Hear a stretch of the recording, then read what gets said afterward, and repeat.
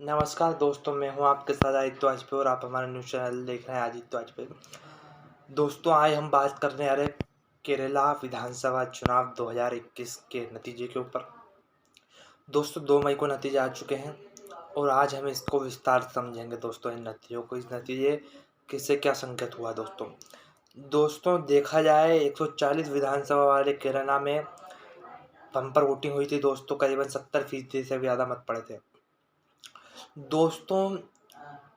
केरल ये चुनाव इसलिए रोचक भी था क्योंकि लग रहा था कि कांग्रेस की सरकार बन सकती, क्योंकि केरला में सत्ता परिवर्तन चलता रहा है दोस्तों। सरकार बदलते नहीं हर 5 साल के बाद, पर इस बार ऐसा कुछ भी नहीं हुआ।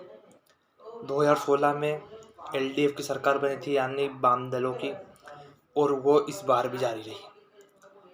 ऐसा लगता था कि वो कम सीटों के साथ सरकार बनाएंगे, जबकि उन्होंने प्रचंड बहुमत के साथ सरकार बनाई है दोस्तों। एलडीएफ को 99 सीटों पर जीत मिली। उसे 94,38,815 वोट मिले। उसे 45 का वोट परसेंटेज 45.43% था, जबकि यूडीएफ इनके 6% कम वोट लाकर, यानी 81,96,813 वोट लाकर सेकंड नंबर पर रही और उसे मात्र 41 सीटें मिली दोस्तों। इस चुनाव में लग रहा था कि कांग्रेस अच्छा प्रदर्शन करेगी, क्योंकि हम 2019 के लोकसभा के मद्देनजर देखें तो कांग्रेस को, यानी यूडीएफ को 19 लोकसभा सीटें मिली थी और इस हिसाब से उसको 120 विधानसभाओं पर बढ़त मिलनी चाहिए थी, जो कि ऐसा कुछ भी नहीं हो पाया दोस्तों। राहुल गांधी ने इस चुनाव में बड़ी मेहनत करी थी। उन्होंने शहर शहर जाकर चुनाव में यूडीएफ को वोट डालने की अपील करी थी, जो कि नहीं हुआ दोस्तों। देखा जाए तो इस चुनाव में कांग्रेस सबसे घाटे में रही, क्योंकि उसे मात्र 21 सीटें मिली दोस्तों। एक बात और बता दूं आपको कि इस चुनाव में बीजेपी को मात्र एक भी सीट नहीं मिली, क्योंकि बीजेपी ने चुनाव सबरीमाला में उसने पैसा भी खूब खर्च करा था, फिर भी उसे कुछ नहीं प्राप्त हुआ दोस्तों। उसके लिए एक अच्छी बात यह है कि उसे 12% वोट मिले दोस्तों। बीजेपी का जो वोट प्रतिशत है वो केरला में अच्छा रहा है पिछले कुछ चुनावों में।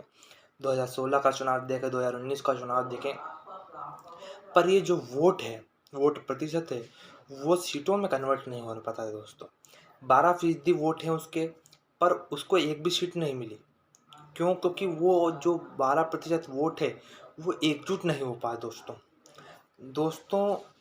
शाहनवाज हुसैन जो बीजेपी के प्रवक्ता हैं, उन्होंने कहा था कि अभी हमारी सरकार नहीं बन सकती केरला में, पर जब भी बनेगी तब या तो बंगाल की तरह उसे ज़्यादा सीटें मिलेगी, या त्रिपुरा में उसकी प्रचंड बहुमत का सरकार ही बन जाएगी, जैसे त्रिपुरा में बनी थी दोस्तों। इस चुनाव में कयास भी लगाई जा रही थी कि कांग्रेस सत्ता में वापसी कर सकते हो, क्योंकि केरला का जो राजनीति समीकरण कहता है, वो कहता है कि 5 साल के बाद में हर पार्टी चुनाव जीतती है, दूसरी पार्टी ऑपोजिशन चुनाव जीतता है, जैसे राजस्थान में होता है सत्ता परिवर्तन, जैसे केरला में होता है दोस्तों। जो एलडीएफ के मुख्यमंत्री हैं, यानी पिन्यारी विजयन केरला के मुख्यमंत्री हैं, जो उन्होंने बड़े ही समझदारी के साथ और अपनी राजनीतिक सूझबूझ को प्रदर्शित करा है चुनाव में दोस्तों। चुनाव से पहले उन्होंने 75 वर्ष से ज़्यादा आयु वालों को चुनाव लड़ने से मना कर दिया, यानी उन्होंने अपनी पार्टी में उनके ध्रुव विरोधियों और उनसे एल्डर लोगों को पहले ही चुनाव से पहले ही पत्ता काट दिया। उन्होंने ये भी मना कर दिया कि कोई भी तीसरी या चौथी बार चुनाव लड़ेगा जिससे उनके ध्रुव विरोधियों का पत्ता कट गया। और उन्होंने इस चुनाव में कड़ी मेहनत करी और अपने सहयोगी दलों को साथ रखा, जिससे उनकी सरकार बन गई दोस्तों। पिछली बार से भी 8 सीटें ज़्यादा और सीटें लाकर पिन्नारी विजयन ने ये साबित कर दिया कि वो एक सूझबूझ समझदार नेता हैं, और उन्होंने किस तरीके से अपने विरोधियों का, अपने पार्टी के अंदर विरोधियों का पत्ता काट दिया और पार्टी अपोजिशन का भी पत्ता काट दिया दोस्तों। जैसा कि लग रहा था कि कांग्रेस सरकार बनना निश्चित ही है केरला में, पर उन्होंने उनके काम की वजह से, और केरला में बाढ़ आई थी जिससे उसके बाद वो घिरे हुए भी थे आपदा के समय के बाद, और 2019 की लोकसभा के चुनाव के बाद वो टूट गई थी उनकी पार्टी, और उनके ऊपर आरोप भी लग रहे थे कि उनकी सरकार का काम ठीक नहीं है, जिसकी वजह से उनको केरला का 2019 का लोकसभा चुनाव हारना पड़ा। 1 सीट मिली मात्र उनको पर जिसके बावजूद भी उन्होंने चुनाव लड़ा और ये चुनाव मजबूती से जीता। दोस्तों, कांग्रेस केरला में हाशिए पर चली गई। राहुल गांधी वहाँ से सांसद है, उन्होंने मेहनत भी करी, फिर भी केरला में कांग्रेस कोई चमत्कार नहीं दिखा पाई। पिछली बार से भी कम सीटें आई। ओमन चांडी जी, जो कि मुख्यमंत्री पद के उम्मीदवार थे, उन्होंने भी मेहनत करी पर जीत नहीं पाए। दोस्तों, केरला का जो समीकरण है वो समीकरण ये है कि हिंदुओं के 54% मत हैं और मुस्लिम के 28% मत हैं और क्रिश्चियनों के 18% मत हैं। तो केरला का जो समीकरण है, यानी कि अगर किसी भी पार्टी को सत्ता पानी है तो उसे सभी धर्मों को साथ लेकर चलना पड़ेगा।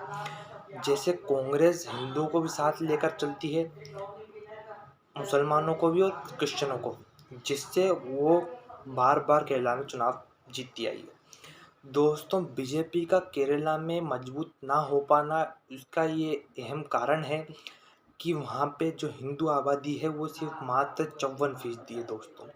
बाकी 18% क्रिश्चियन है और 28% मुस्लिम है, जो कि 28% मुस्लिम और 18% क्रिश्चियन है, जो कि बीजेपी के धुर विरोधी हैं, यानी उसको वोट नहीं देते हैं, कभी वोट नहीं देते हैं। पर जो 54% हिंदू वोट है वो भी बीजेपी के साथ एक साथ नहीं जाता है। कोई कहीं पे भी हिंदू वोट एक मुश्त नहीं गिरता है किसी भी पार्टी के लेकर।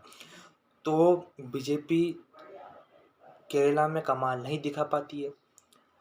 यही बात है कि केरला में बार बार वाम दलों की और कांग्रेस की सरकार बनती आई है, यही मेन मुद्दा है केरला का।